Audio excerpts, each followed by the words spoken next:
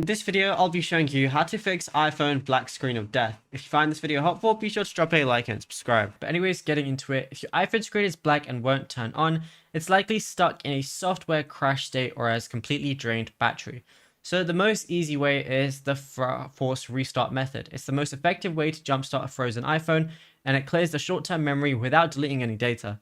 So press and quickly release the volume up button, then press and quickly release the volume down button, and then press and hold the side button on the other side, which is the power button, and just keep holding it even if the screen stays black. Just keep doing that until you see the Apple logo. Note that this can take up to about 30 seconds on your models like a 16 or a 17, but just don't let go until that logo appears. If the force restart didn't work, your battery might be deeply discharged.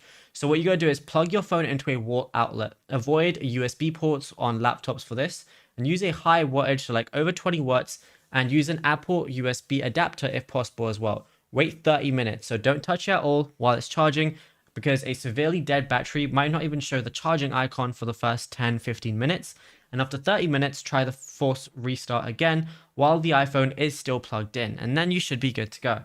Now, if you found this video helpful, be sure to drop a like and subscribe, and also be sure to check out all our other tutorials that we've been posting on the channel as well.